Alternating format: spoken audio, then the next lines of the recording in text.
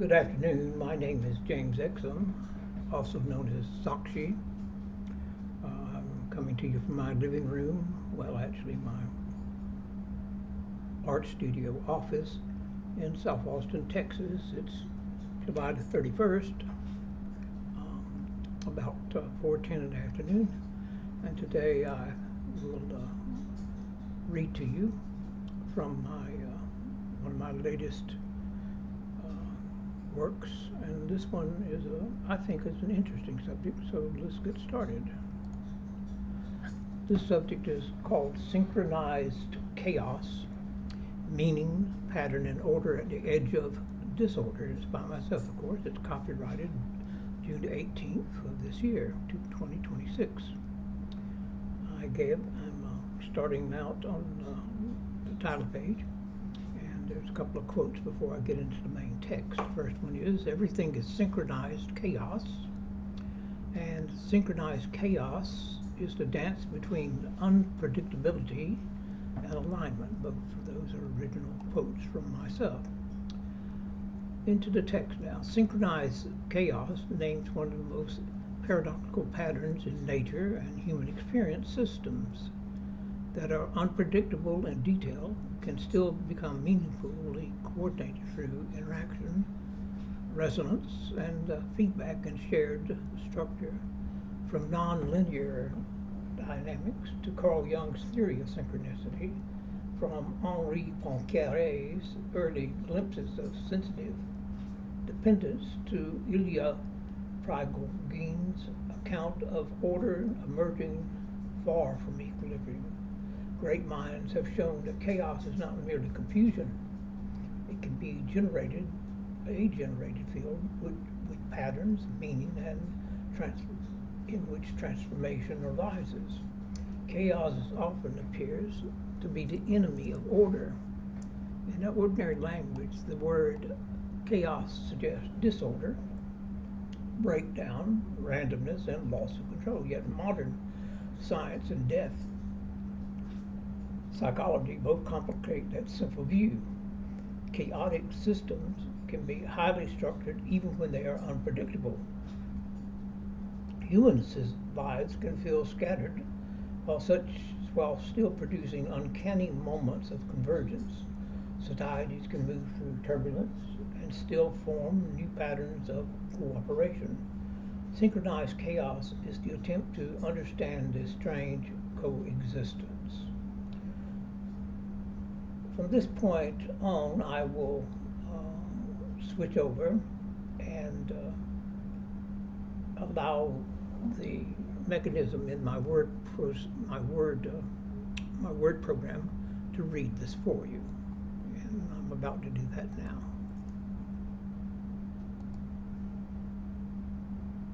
This paper explores synchronized chaos as both a scientific and symbolic idea. Scientifically, it refers to the surprising ability of chaotic systems to coordinate when they are coupled. Philosophically and psychologically, it points toward a deeper intuition that disorder may contain hidden relations, and that meaning can emerge when separate processes fall into resonance. Carl Jung's concept of synchronicity offers one path into this question, while figures such as Poincaré, Prigogine, Wolfgang Pauli, Heraclitus, David Bohm, and Sakshi expand the inquiry across mathematics, physics, chemistry, psychology, and metaphysics. Chaos is not mere randomness. In mathematics and physics, chaos does not mean pure randomness.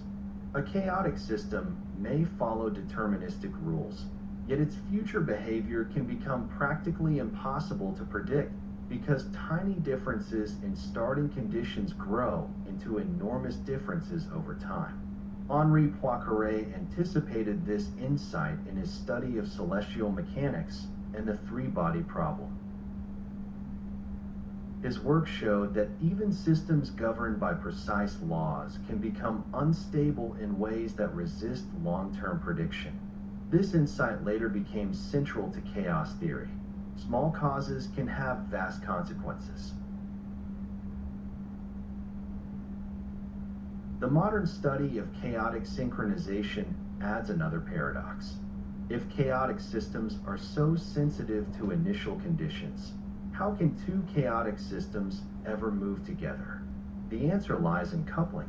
When systems interact, exchange signals, or influence one another through feedback, they may begin to coordinate despite internal instability. In some cases, their trajectories become aligned. In others, their phases, rhythms, or patterns of change fall into relation. Synchronized chaos therefore reveals that unpredictability and coordination are not opposites. They can coexist within the same living process. Now I'll speak again on this subject and try to clarify a couple of things. Examples of this chaos I'm speaking of appear throughout nature and technology. Coupled pendulums may settle into a shared rhythm. Neurons can synchronize during cognition. Fireflies may flash in coordinated patterns. Weather systems, market ecosystems, and social networks display feedback loops in which local actions produce global effects. It's the old saying that if a butterfly flaps its wings in Austin, the reaction may be felt over time and distance in Honolulu. Who knows? But that's the old saying. But that interaction creates temporary islands of order within it. The key is not that chaos disappears. The key is not that chaos disappears.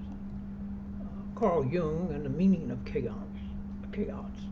Carl Jung approached a related problem from the side of the psyche. His concept of synchronicity described meaningful coincidences in which an inner psychological event and an outer event correspond in significance without a clear causal connection. Jung called this an acausal connecting principle.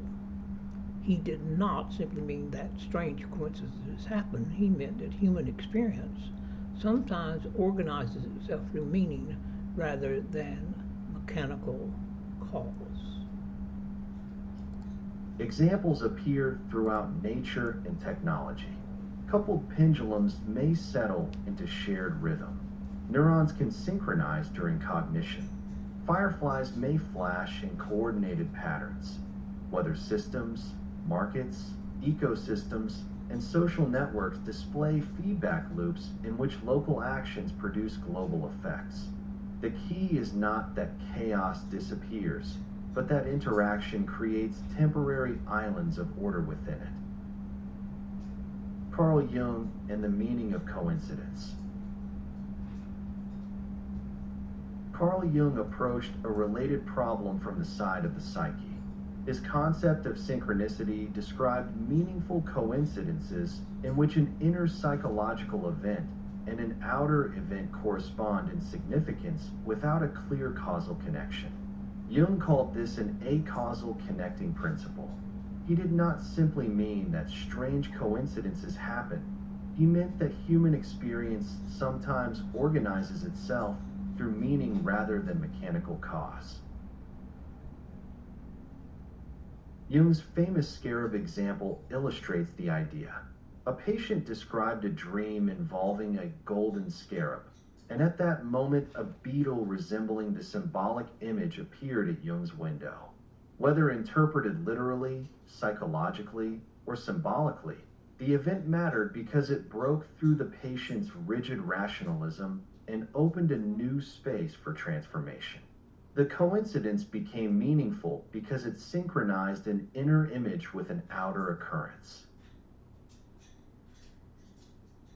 In the language of synchronized chaos, Jung's synchronicity can be seen as a pattern of symbolic coupling. The psyche is not isolated from the world.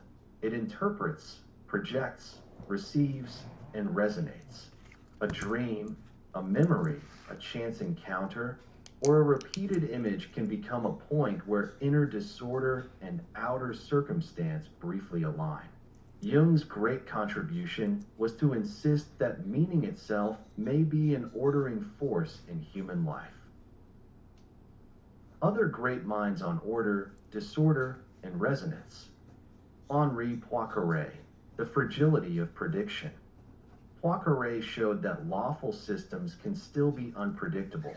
His work undermined the fantasy that perfect equations automatically produce perfect foresight. This insight is humbling. The universe may be intelligible without being fully controllable. Synchronized chaos begins with that humility.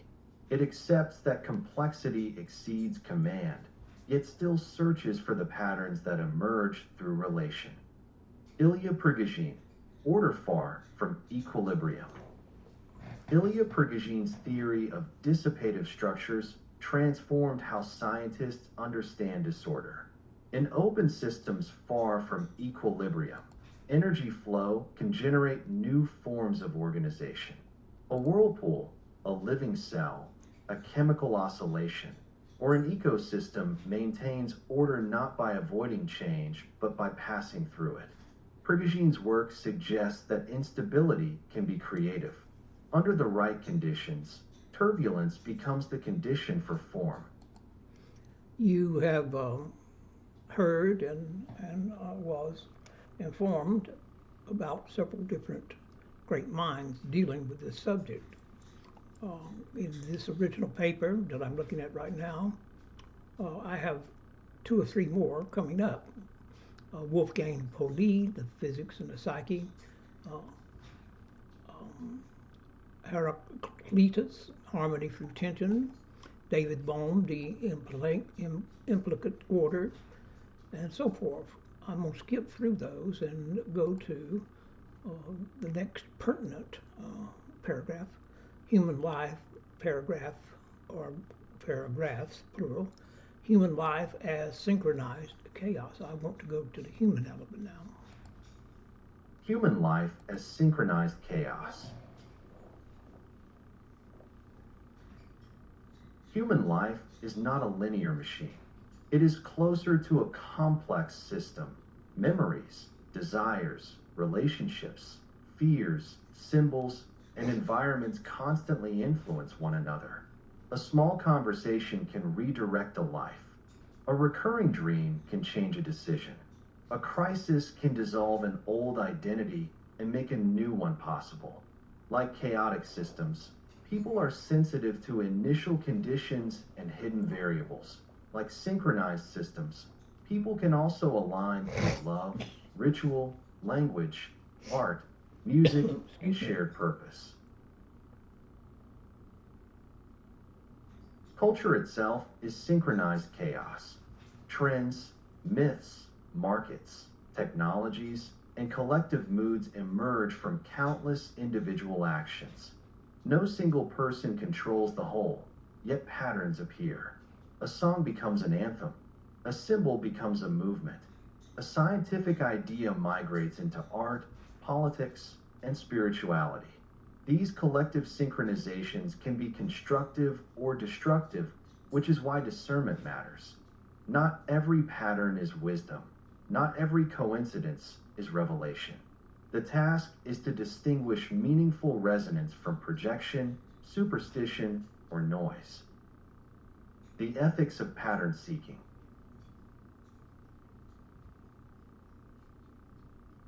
The idea of synchronized chaos is powerful, but it must be handled carefully.